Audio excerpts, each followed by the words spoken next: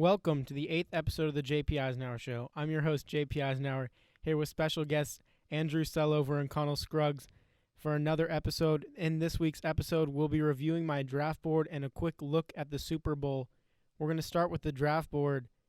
The quarterback position, I start out my number 1, Joe Burrow, and my number 2, Justin Herbert. Some notable missings, Jalen Hurts and Jake Fromm are both not on the list, with Utah State's Jordan Love coming in at number 4. What do you guys think?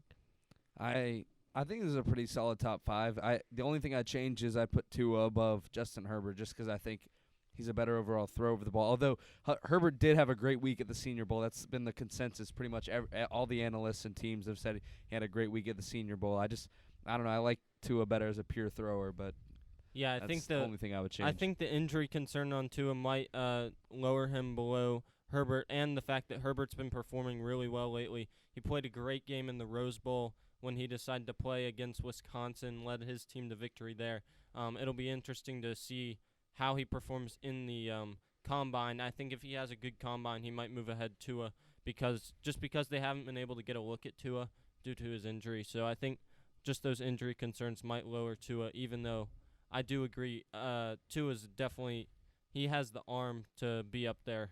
I think Justin Herbert's a great quarterback as well, though. They both definitely have potential in the NFL. Yeah, Justin Herbert really had a great Senior Bowl also. I mean, not even in the entire week of practice, he really impressed a lot of scouts. He rarely had a great back half of the season to really have a strong showing to be that number 2.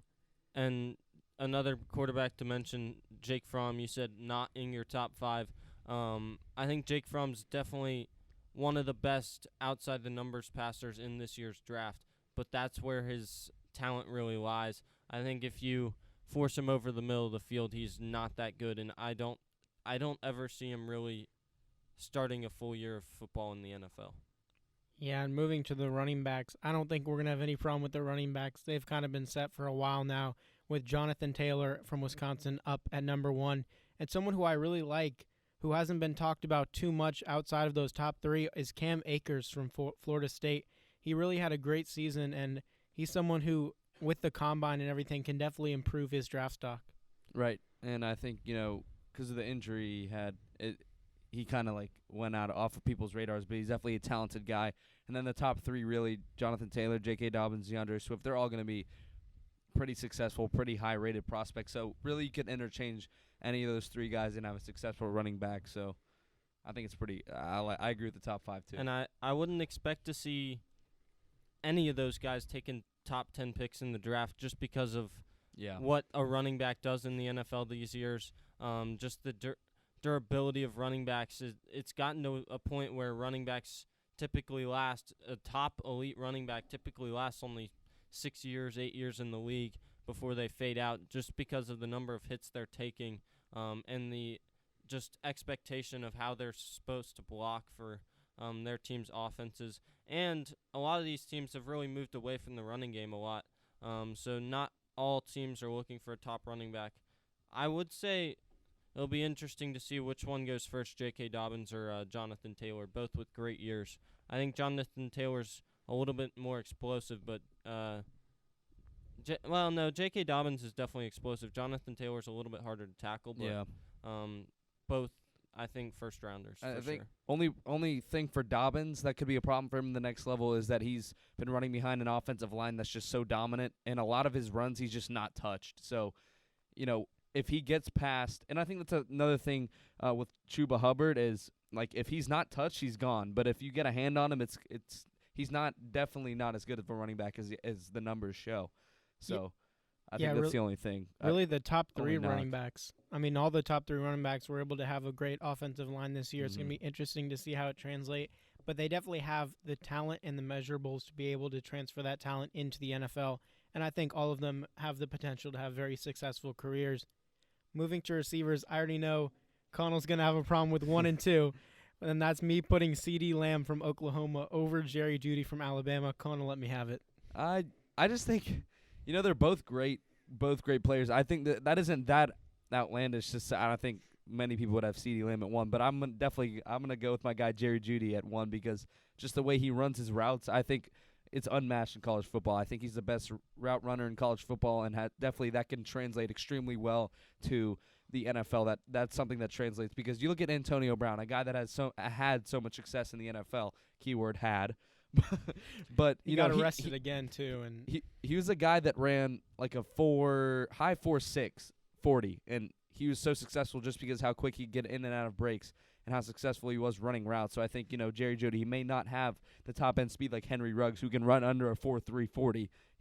That's gonna challenge the 4.40 on the combine. But Jerry Jeudy, I think he's just so good because of his route running ability. Yeah, and someone I'm really intrigued by is Jalen Reagor from TCU. I think he has the potential to really be the steal of the draft, that Cooper Kupp that goes in the second round and you really don't hear too much about, but he is an incredible player, and he really had a great season at TCU. Also, one player to watch, Chase Claypool's really been climbing up draft boards ever since halfway through the season from Notre Dame. He really put on an incredible performance, and he has all the measurables to make it in the league. I think Chase Claypool should jump into the top 5. I think he should be at the number 5 spot. Just his hands are unbelievable. He showed him off all year. That Georgia game was special for him, and his teammate Cole Kmet, who we'll talk about in a second. I do agree with Connell, though. Jerry Jeudy I think CeeDee Lamb has a spot in the NFL, but he's so small, and I know he has this speed, but I think he could be more of a flex kind of guy. Put him in the backfield maybe, try him out, jet sweeps, stuff like that. And I think Jerry Jeudy's more of a threat down the field just because of his size. And in the NFL, you match up against a bunch of tall cornerbacks, whereas in college, it's not as much of a big deal. So I think Jerry Jeudy might go higher than CeeDee Lamb. Right, and I think another receiver you could look out for is Justin Jefferson, part of that LSU receiving core that was so deadly this season. I think he could definitely creep into that 5 spot. And now for something that I was getting a little bit of heat from Celo before we started, and that's my tight end position and having Albert Okwuegbunam from Mizzou at number 1. And I'm going to defend it immediately because I really do believe in Alberto. When you look at how he's played last season, if he decided not to come out into the draft, and going into the season, he was the consensus number 1 tight end. He struggled a bit due to an inconsistent offense, but when he got his targets, he was catching it and he was making big plays. He is a big tight end who can block on the line and catch passes, and he's just an all-around complete tight end, similar to George Kittle with the San Francisco 49ers. Well, let's just say, for all those that didn't know, that's Missouri bias right there. Cole Kmet is a better tight end than Albert O. Hands down. Cole Kmet showed off his skills in the Georgia game. When Notre Dame didn't have an offense pretty much, he was their offense. And going against one of the better defenses in the country, he took over that game and made it a game. He's just such a strong physical guy, and he's a great blocker. You saw that in Notre Dame's run-pass options. I think just he had the spotlight more this year, and I think NFL scouts saw that more, and I think he goes above Alberto. And another guy I'd say to look out for is Thaddeus Moss. I mean, he had what a year he had. He's one of those guys that's just big, and he'll go down and catch the ball. I mean, son of Randy Moss, he's got to have some kind of, you got to inherit some kind of receiver skills. Right, he did. That was a toe tap, and that's something you don't see a tight end do too much, right? And I think his skill in the receiving game, that's definitely becoming more prevalent in the NFL. You see guys like Travis Kelce, Zach Rudolph, and not Zach Rudolph, Zach Ertz, God. Kyle Rudolph and Zach Ertz. You see those guys go down and receiving tight ends, and I think, Thaddeus Moss definitely has a chance, as he declared for the NFL draft earlier this month. Yeah, Moss is definitely someone who I think once we get closer to the draft and past the combine is going to start shooting up a lot of people's boards. For right now, I have him probably at 6 or 7. But I know Alberto and Cole Kmet, I really think they're interchangeable. I put Alberto above just because he's had more consistent years of better play. He's had last season, obviously, people thought he was going to come out into the draft and he would have been one of the top tight ends in last year's draft. And really, tight end position's one to watch. But moving into the offensive line, One quick thing about tight ends before we move on to offensive line. The tight end in college is a position that we haven't seen many great ones recently. The last great one I can really remember, I think Isaac Nada at Georgia was an outstanding tight end for the college game.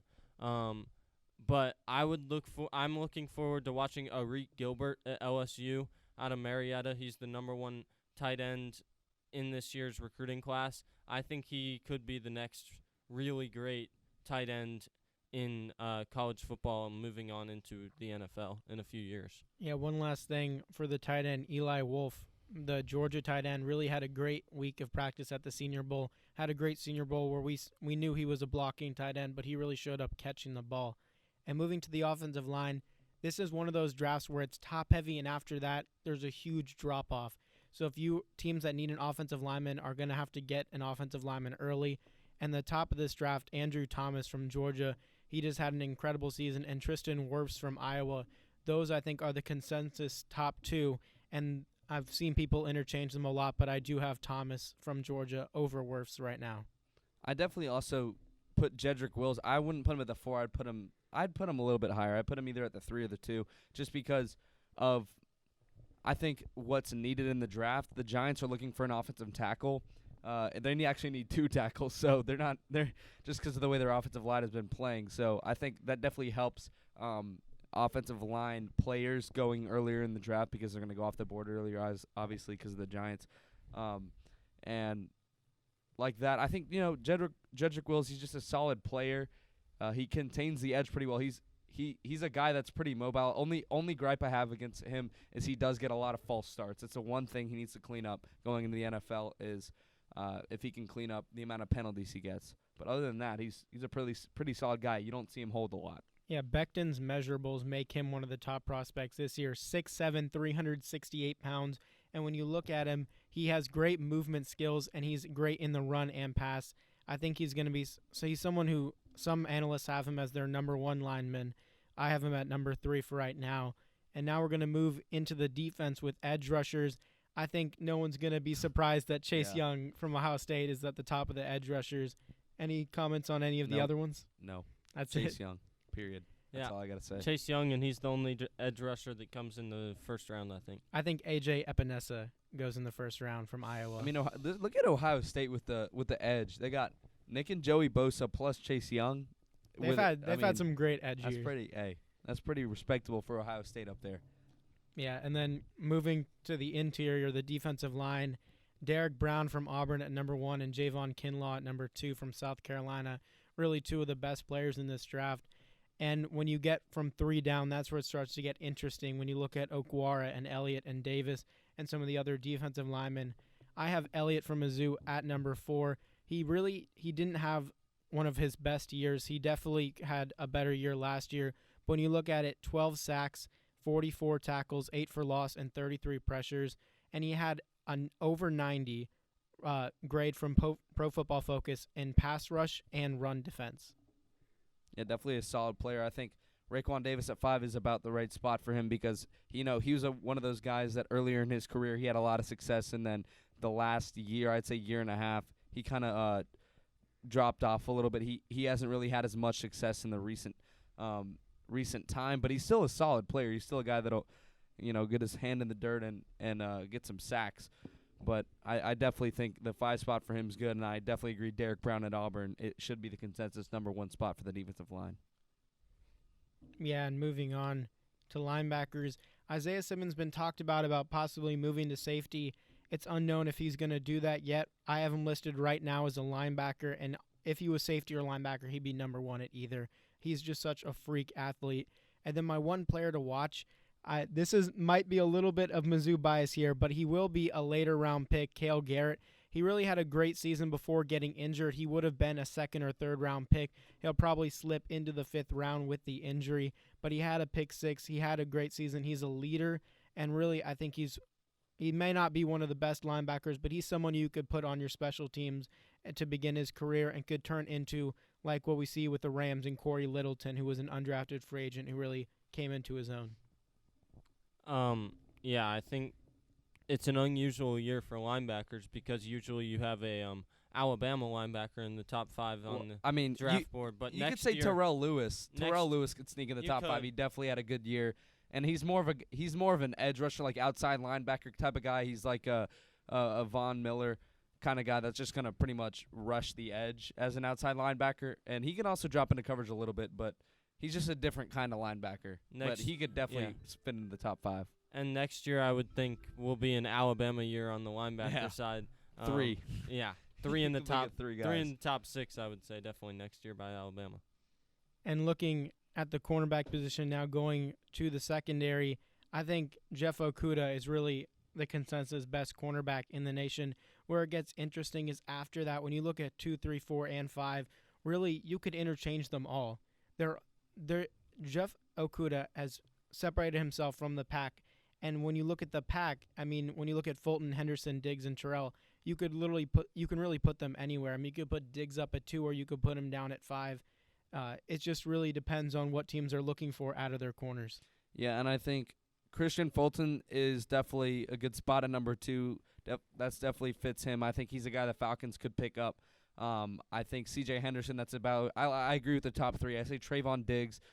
I agree with him at 4, too. He's a guy that he'll be consistent for about 90% of the plays, but he'll have one big play that he'll let up. You saw it against LSU, where he'll be on the guy like white on rice, but then he can't find the ball. That's something he's got to improve going into the NFL, is being able to find the ball and hit it, because the receivers, if you get your hands in their face – in college, that's going to work a little bit more, but in the NFL, these guys will catch it with hands in their face.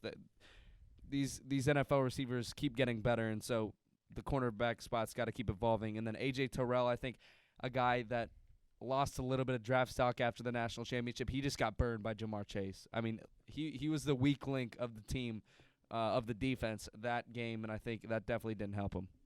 Yeah, and looking all the way back now into this safety position, Grant Delpit came into the year at the number 1 safety, and I think he does stay there, although Xavier McKinney made a great case late in the season. And one player I'm really interested in is Antoine Whitfield Jr. from Minnesota.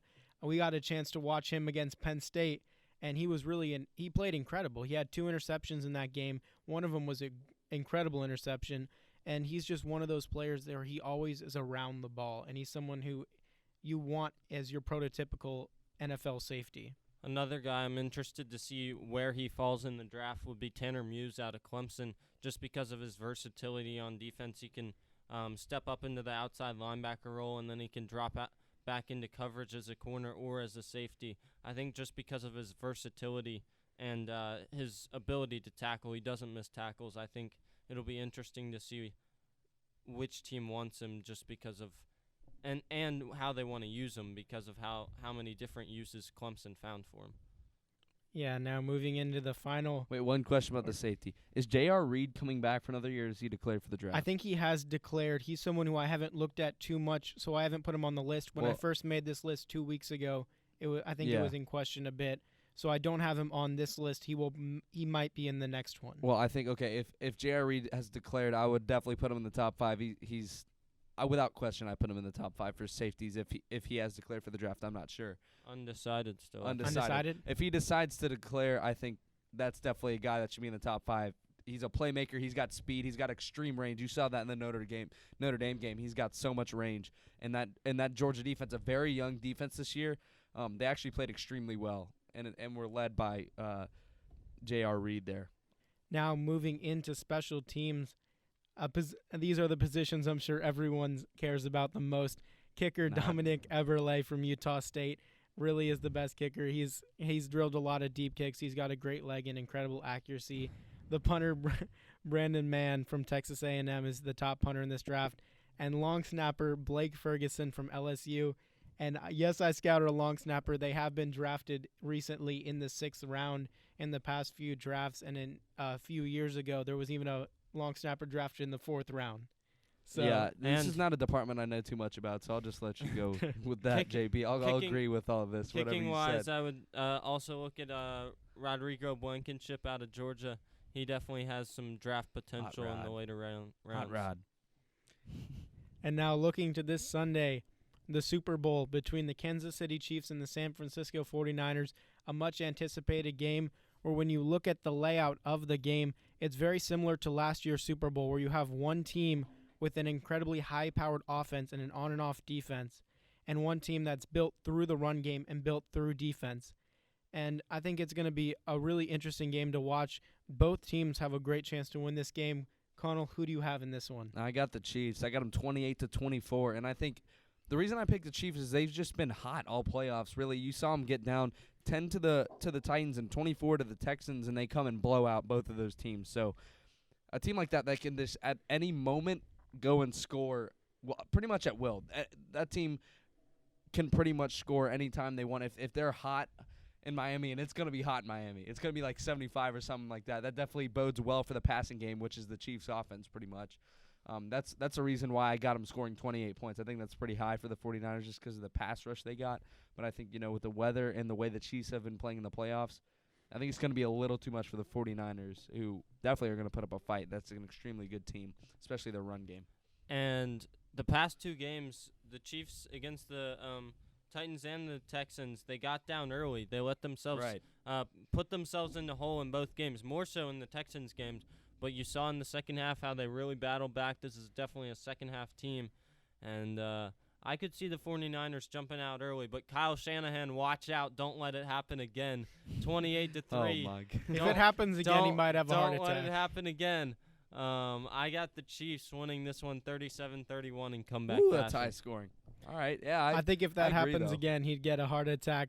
I am going to take the 49ers in this one 27-21. When you looked at the games the Chiefs struggled in, it's been against teams that could really run the football. When you saw the Colts, who weren't a great team earlier in the year, hold them to 13 points, it was because they were running the ball so much that the Chiefs didn't have offensive possessions.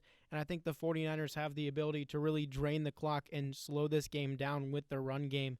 And I think the Chiefs will get on the board quite a bit, but the problem is when you don't have as many possessions, you're not going to be able to score as much, especially against this incredible defense. I just have to ask, was the Colts game when Patrick Mahomes was injured or no? No, Patrick Mahomes was active. That was before his injury. Okay, well, just wanted to make sure because I was going to say if Patrick Mahomes wasn't playing, I was going to be like, big that was fat not disclaimer, one of the backup games. No, that was before his injury, actually, so he was not even being affected by that. It was really Marlon Mack controlling the game on the ground and Jacoby Brissett really managing the game through the air. And when you look at Jimmy Garoppolo, he threw 8 passes last week. So this is a team that can run the ball. They scored 37 points when they were only running the ball basically last week. It's really going to be a great game between two polar opposite teams, and we'll see what happens, and we'll recap next week on the JP Eisenhauer Show. Thanks for joining us. Special thanks to Andrew Selover and Connell Scruggs, and we'll see you next week.